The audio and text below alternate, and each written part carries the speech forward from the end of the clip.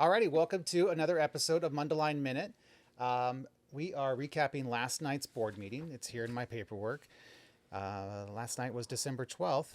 Feels like an hour ago and like a year ago at the same time. At the same time. Yeah.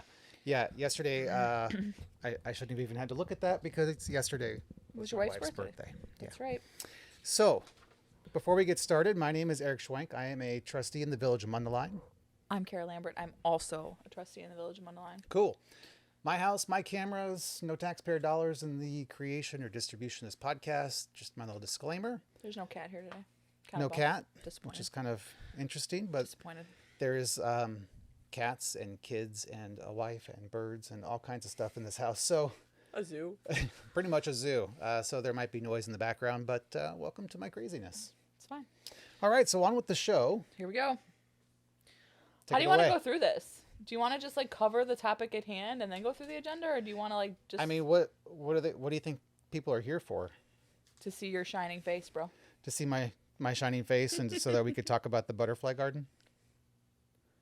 I'm excited about the butterfly You and garden. Trusty Wilson are on my naughty list. Coal in your stockings. Gosh. Anyways, all right. Well, let's talk about Wirtz. We'll just jump right in, right? Do you want to do that, or you want to go through the whole thing? Let's Go through the whole thing. Let's go through the whole thing real quick, but we'll do public commentary. Yeah. So the meeting was called to order. Promptly. 7:00. There was actually quite a bit of people there. It took us an extra minute or two because we had to get some extra chairs out of storage to set up. Kudos to Trusty Wilson for doing that. Yep. Trustee Wilson was on it last night. On it. We did the Pledge of Allegiance. Here's a cat to join us. Come on, we'll talk about Wirtz. Come on, you want to hear it too. And approval of minutes. There was one public commentary. Yes, you did not speak last night, This public Kat. commentary irritated the heck out of me. I know, and as I was so I approached this public commentary, multiple ways. So Sammy was her name, and she was there to talk about A proposed business she has. a proposed business, and she's found a space on Park Street that she would like, commonly referred to as the old Abernathy store. Yeah. And she would like to open her salon there, and she's had her broker contact the broker that's the leasing and selling agent for that property. And she hasn't gotten a response from the property owner. It was maddening to hear It is her. maddening. Now, And I don't know what the village can do, because the village has tried to reach out to this guy. the village has tried. I don't know if they're trying through the broker or not. I don't know, now but Gunther here's- was irritated by it too last night. and I totally get it.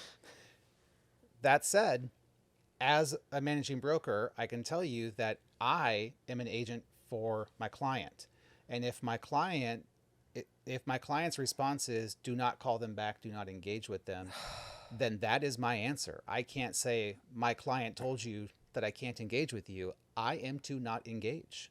I work for them. So there's some definite weirdness there.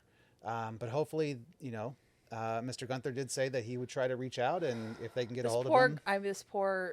Oh, it was really annoying. It's so frustrating to know that somebody has a business, wants to open a business. She mentioned the growth that we're seeing in the downtown area, Correct. and she would like to capitalize on that. I mean, duh, right? That makes sense.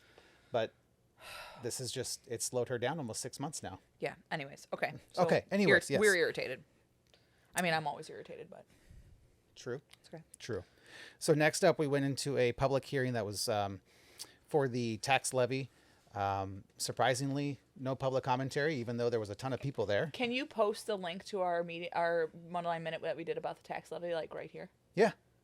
I mean, it I don't won't be know, like right here, Or like here? but it'll be down below Like in the here? doobly-doo. Okay. Yeah. So if you want to watch that about the tax levy, we talked ad nauseum about that a couple weeks ago. Yeah, so we literally went into this public hearing for, I write down the start and end times, and we were in this meeting for 2 minutes, just enough time to read the required items.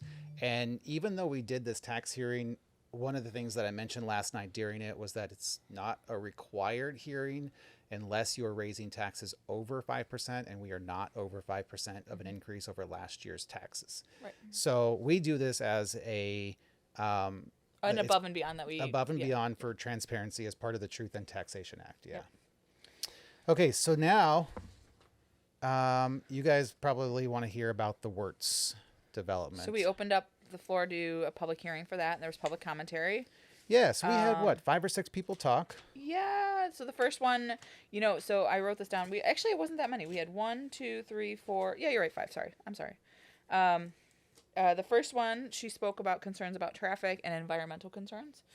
I thought the Wirtz developer did a good job in addressing kind of the environmental concerns, and they're kind of building with their wetlands in mind. I've talked about this before, but I have a friend that lives in a development similar to that, and when their development was made, there was also environmental concerns, and so she actually just texted me about this. She told me that there's a certain amount of open space that was guaranteed as part of the development, which I anticipate this will be similar. And then also there's like these mini stone hedges all around the development, and the reason for that is it's like doing acupuncture on the earth so that the earth can still breathe, which I thought was fascinating. So Interesting. who knows what will come of this, but obviously what this shows is that this company that's doing the development, what's her name, DPZ, is extremely creative and open to overcoming environmental concerns.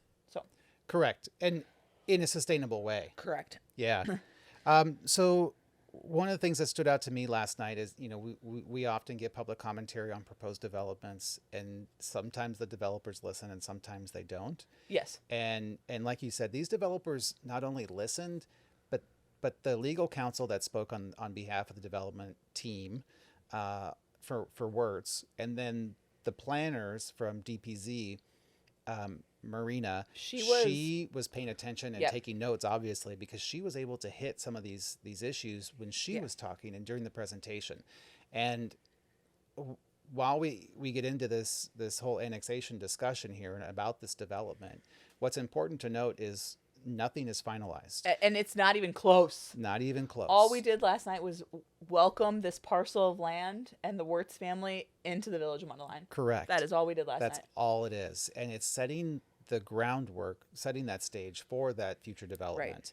So yes, of course, that's the ultimate goal here. But Kara and I have also been on negotiating teams and sat down with developers who have spent money to draw up plans, to come to us with proposals, and we sit down to talk, sign letters of agreement, and do all of that. And then we're back at it a year later over the same parcel because the agreement fell through. Right. With a different developer, with whatever. Yeah, whatever. Right. So not like we're this hopeful. sounds like a full faith, in good faith pitch and all that stuff, but who knows? Correct. Right? Yeah. So I'm hopeful, but keep in mind that this is the first step, and that first step is welcoming 740 acres into the village of Mundelein. Correct. Yeah. Okay. The next public commentary was from somebody from the Manitou Watershed Alliance. Yep. Again, the environmental concerns. Gloria. Yep. And then John Riggio spoke in favor of this development. He lives out that way. He's a member of the church out there. And then you could have knocked me over last night with a feather when I saw these two approach the podium. District 79's and District 120's superintendents were there, as well as members of their board. Correct. And both came out in favor, strong favor of this development, and they're both poised and ready for growth. They're both ready for growth, and what I took from it was they're excited to see this development. They just want to see at the table because they understand that it's going to affect their operation, for lack of a better word. But how many students are coming into this development, all of that is definitely going to impact them. And the developer told us last night that those numbers will be forthcoming, and they do a good job of projecting that out.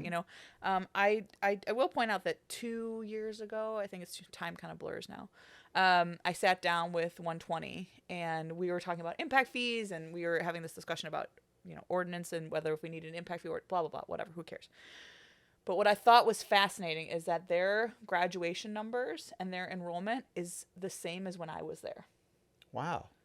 And that was 1 bazillion years ago. Right. So right. Their enrollment's flat and they're poised and ready for growth. So wow. So in 60 years, we haven't grown. In 400 years, they haven't grown much.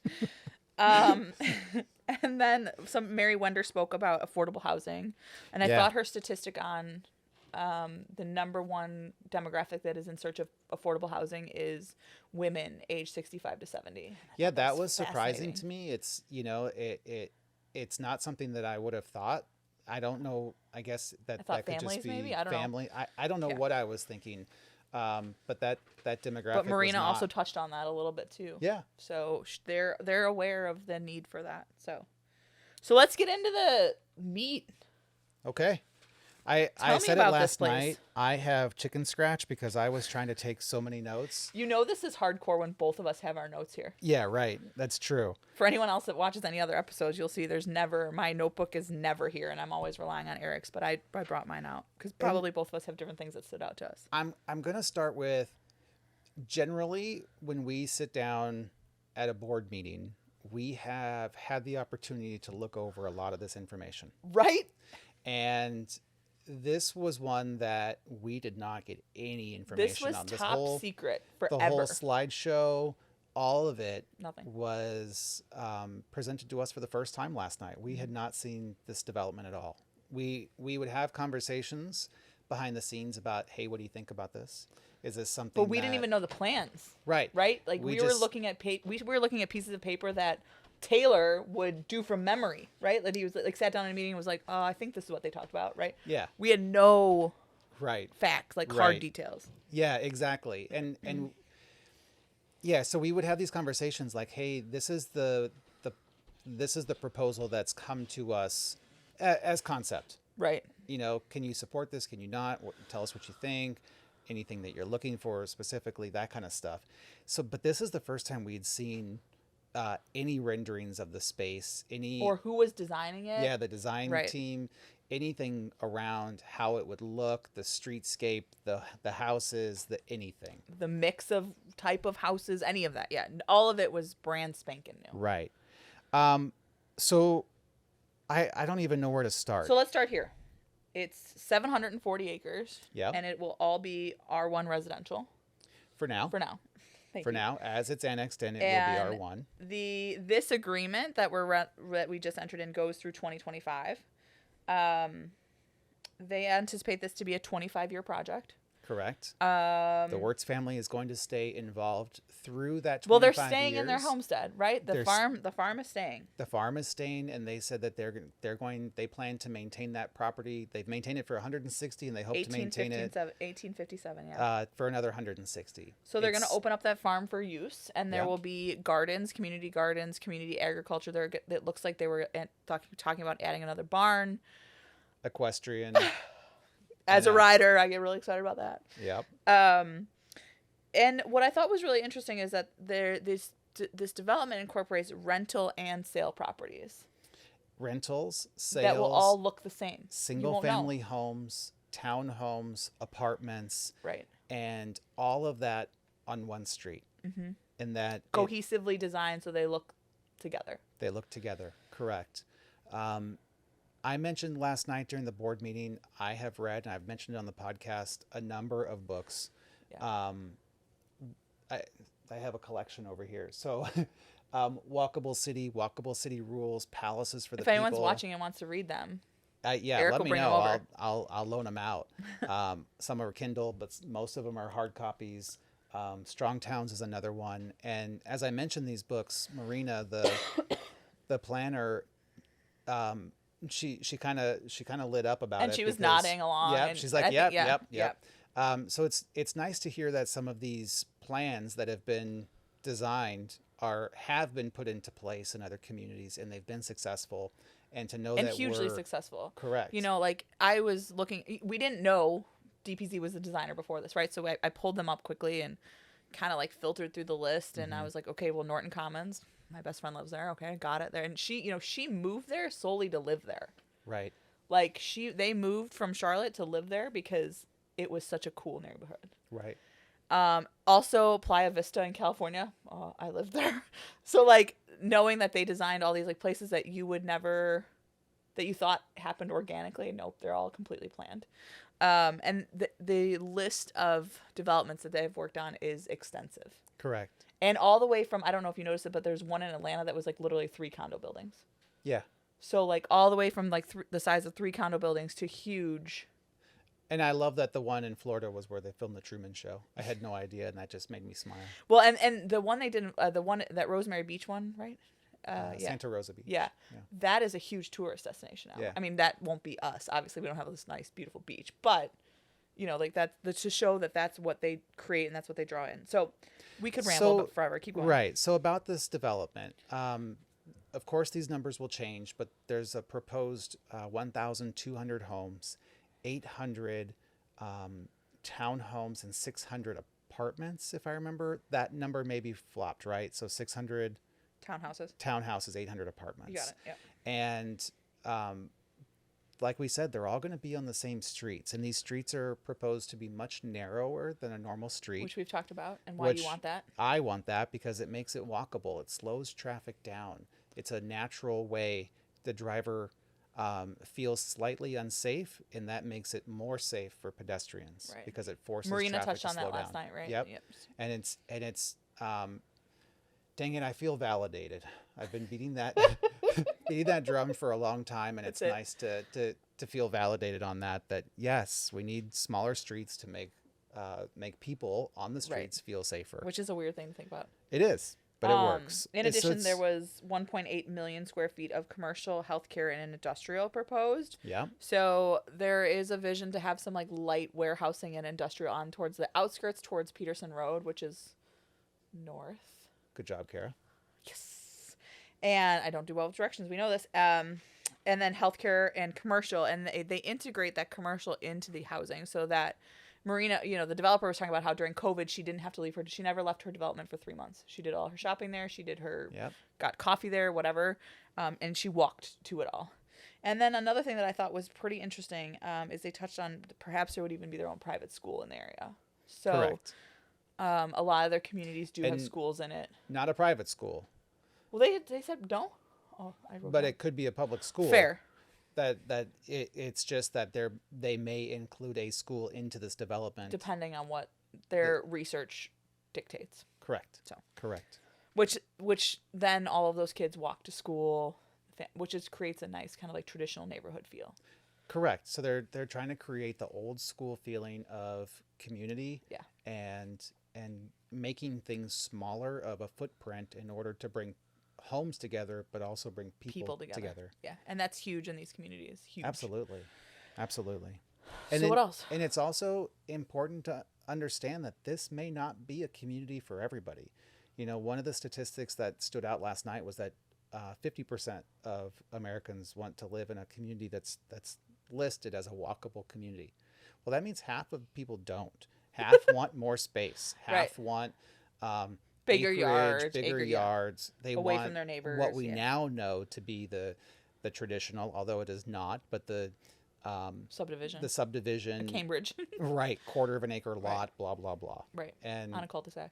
There's plenty of those. We have those. This is just another type of housing stock with multiple housing stocks included, a different way of looking at things, a different way of living. And there are people that will want this, just like there's people that want what Mundelein has today. Mm-hmm. Yeah. What else you got? One of the things that I was hitting on during my my time to speak, if you will, during the board meeting was some quick takeaways from looking at the plan as it was presented. One was immediately it stood out to me that there's no cul-de-sacs. We know cul-de-sacs from today's developments. They're paying for our public works. The eyebrows, which are like a cul-de-sac but a little bit wider, just off to the side, allows the developer to add an extra lot or two in. Yeah. There's just no place to put snow, and it just turns into a nightmare, and it becomes more pavement that we, the village, have to care for, or rather, as I said last night, we, the taxpayers, have to care for. Mm-hmm. ADUs, auxiliary dwelling units. You want to be able to put a house in your backyard? That was crazy that they talked about it. Do it. You know, that helps solve housing problems and it increases tax revenue, and I don't see the problem. Welcome your neighbors. There was or your kids. Yeah, your kids. Or your in-laws, like whatever. Whoa. How about in-laws? I don't know either. I'm with you. But kids, I'm with you for a while. For a while. Yeah. I love the promenade that they were displaying on the lake. It reminds me of what we were working on with Diamond Lake. Right. In creating those plans.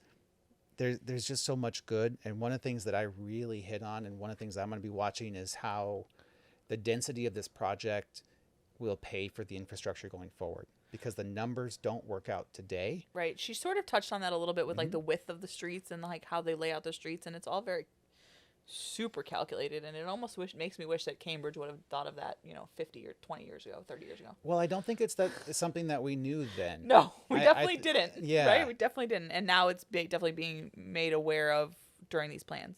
But having these conversations with the developers today, they just don't want to hear it because they don't have to maintain that infrastructure going forward. They just have to build it out to begin with. And then leave. And then they're out. They Right. bounce and they're gone. Right. And they think this is the housing stock and the product that people are wanting. And it is, but Right. that's only because we don't have any of the other. Right. So this is exciting. But go ahead. It'll be cool to watch. No, I'm done. You're good.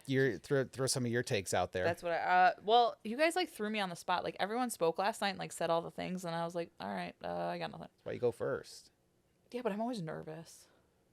Oh. I still get nervous. Oh. I just don't like to sound like an idiot. That's all.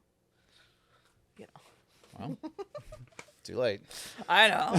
I'm aware. So that was it. And that was like an hour of our meeting, and it was good. And it was super fascinating. And there'll be more to come. And this isn't the last time they're going to be before the board, right? Correct. So here we go. Here we go. Hold on tight. So that was presentations. a huge part of the Yep, meeting. the And then absolutely there was biggest part. chances for the public to ask questions, and no one had There was questions. Was there one? There was one. Oh, yeah. statement I'm sorry. There was Yep. one statement. Yeah. about the environmental impact The environmental impact and flooding. and flooding. Yeah. So And that's something that will definitely gotta be worked out. It's Mundelein. We're absolutely Aware of flooding. Aware of flooding, and it's something that's top of mind. Yeah. And we do have new. This is what I was thinking about last night. We have new guidelines from the. Oh my gosh, what is the Water Commission? It's the Stormwater Commission. Oh, Lake County And Stormwater the Commission. Lake County Stormwater Commission, and they have updated the rainfall numbers to include some of the, the 100-year storms that you're only supposed to get every 100 years. That you we've get had yearly. multiple now. Yeah.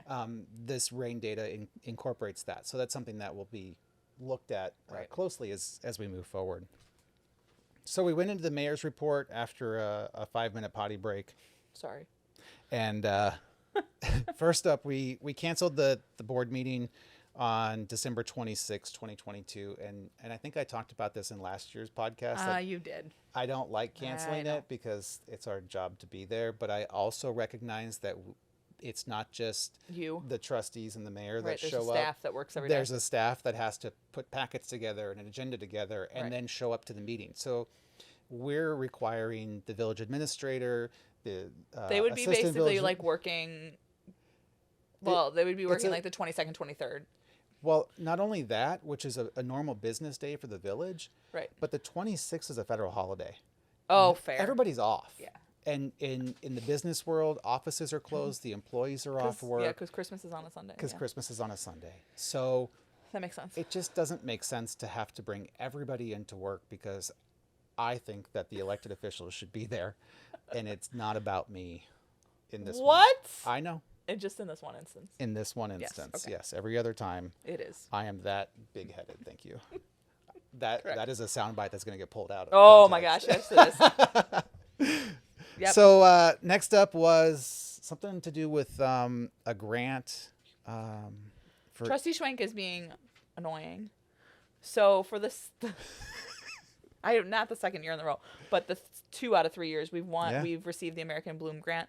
The first year it paid for, which was the first year we applied for it paid for the overpass on South Lake Street, viaduct, whatever, by Jewel. Yeah. The bridge by Jewel. You Can know I where just you say go that? down by Jewel and it got all pretty? Yeah, the trees that are there, it paid for that. Last year we didn't get it, but this year we will receive it again, and it's to put a butterfly park in to Cortland Park, which we originally wanted to do, but we cut it out as part of the value engineering that was needed to be done. Yes. But I will say this grant, it's nice to receive, but it is a pain to get.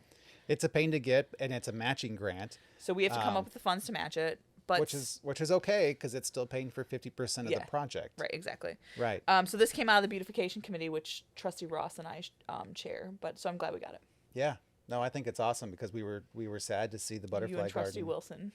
What? Just You guys because are you guys are never allowed in that butterfly garden, okay? Never. Was this because I paused before voting last night? Yes, and Trustee Wilson was like, I was losing sleep over that butterfly garden. You guys are not allowed there. That's awesome. All right, so next up was another grant. This one is not a matching grant at all. No, And but this is came fat. This is a fat one, yes. Holy. 600,000 that came through Congressman Brad Schneider's office to For Park help Street. fund Park Street and some of the initiatives that we have going on there for the enhancement stuff, Yeah. which is awesome. So Free money is good. thank you, Congressman Schneider. Seriously. And then we amended a Class B liquor license. There was Change in ownership. Yeah, the change in ownership here. Not a big deal for, I think it was Quick Pick Liquors, Yes. right? Yeah. Under trustee reports was the annexation motions. So both of those passed, and we discussed that ad nauseum. So we won't go into it we here, won't go into but it there. Yeah. welcoming that 740 acres. That's it it for now. That's it for now. We'll Yep. find out more and later. and a plan to move forward, Right. but only the plan. Right. And then a big program grant, I which love is these. a Make me so redundant name, but the big program we gave about $9,500 to Donna's florist. She is moving locations and is installing an ADA bathroom, so this is covering some of those costs. Next up was a plat of vacation and easement for Dietis re-subdivision. This was A cleanup, moving, as Adam said. yeah, as Adam said, Mr. Boucher said it was a cleanup, moving a stormwater easement from the front of the property to the back of the property. Correct. Under the Finance Committee, hey, that's me. It's you, man. Take it away. We did the property tax levy ordinance. So this we discussed a lot, a Ad couple of nauseam. medium, There's the meeting. doobly-doo below, right? And the tax amount is $16,683,847, and that this is one of the weird things about municipal government. Here we are in December, but this started back in May and ends in April of this year. Yes. So you know it's just So a we'll have weird to way make that our we- budget, figure out the budget for that number. Basically, Correct. they back into it. They back into it, yeah. Yep. And then we did the property tax levy abatement of just under 1.7 million, and then the governing body bill approval, which is back down to its normal know. amount compared Thank to you. last time. We had to pay bonds. We paid bonds last time, so it was upwards of 2 million. This time it's $526,295.18. Yep. That was it for finance, public safety. We had nothing. The last coffee with a cop is next Friday at the Starbucks on 83. So from 8 to 10 in the morning. If you have any, want to say hi to the police, there you go. Go hang out. Fire didn't have anything. I forgot, but it slipped my mind. I wanted to know how much blood they got. Oh yeah, that the blood drive on Yeah, we'll Saturday. probably know at the next meeting. I'll ask Chief Lark, but I That's just true. forgot. Yeah. So nothing under building, nothing under transportation. There was the omnibus vote items. There was a variation that we talked about last First time. fence. Yep, got for a a fence. And sludge hauling, which is, all of the good stuff that comes out of the digesters, the solids from the waste facility. Oh, God. Under other reports, I did mention that we... You should mention that. Yeah, so that's what I'm trying to... Yeah. I'm trying to. Go. Oh, okay. The Padel Club opened recently in Mundelein, and we did their ribbon cutting yesterday afternoon, and it was amazing to go and see this facility. They have 7 courts inside to play Padel. Come on. Is it Padel? Yeah, isn't it? I don't know. I don't know. Okay, cool. Anyways, it's a beautiful facility. It is just The designed- lobby area. The looks lobby is insane. beautiful. The whole restaurant vibe. They've got Italian food that comes from a restaurant in Winnetka. Don't quote me on that. And they have the ability to cook it, so it comes Really? not finished, and then they cook it in these ovens, and they do pizzas and all kinds of good stuff. They've partnered with a coffee company, so they have a beautiful espresso machine and all the top Want to go coffee. play paddle this weekend? Sounds they, awesome. They have beers from Spain, and the owner is so extremely energetic and passionate about this. This is his passion project. Yeah, it is a passion project Yep. for him, and it absolutely shows. And it's a beautiful facility. And one of the things, and what I mentioned last night, was he toured over 100 buildings That's in the insane. Chicagoland area, approached a few municipalities, and was told no. They wouldn't give him a variance because they wanted the light manufacturing for this or that their numbers just didn't work or whatever it was. And he was told no. And this landlord said, yeah, if you can get it through the village, thumbs up, we'll rent to you. So we gave him the variance. He signed a 5-year lease with a 5-year option. and crazy. opened his doors within 3 months. So that is an attestament to the village staff getting things in front of the board to make decisions, to move the property forward, to move the project forward, and our building department not sitting on building permits, but issuing them, doing the checks, and getting those doors open for the business. That's awesome So story. it just kind of, it blew my mind to see this all come through so fast, because we have a lot of projects, like we said. Or the poor lady on Park Street that can't get her Yeah. salon open. Right. Exactly. So we see those, we hear about those, but it's also good to see one that happens Hugely so successful. quick. So Yeah. check them out. Sounds Yep. awesome. Yeah. So they're awesome. PADELCLUBE.com. There it is. Padel Put the Club. put the Padel thing Club. there. Can you put the thing? Put a link to it. You are all over this I don't today. even know what this is, but put a link to it, okay? So that was it for the meeting. We were out of there just after 9, and that was it. It was too late. I know it felt late. like a late night. It was, yeah. Yeah. Yeah. So that's it. That's our last meeting of the year. That's it. Yeah. Wow. Wow, that's a wrap, folks. That's a wrap. Do we cut season here? No. No. Okay. No. Anyways, have a good Christmas. Have a good holiday. Be Yeah. safe. We'll see you in the next video, and if we don't see you before the holidays, have a good holiday. There you go. All right. Alrighty. Bye. Bye. All right. I gotta go pick up Theo. Okay. Hold on. I gotta get him that.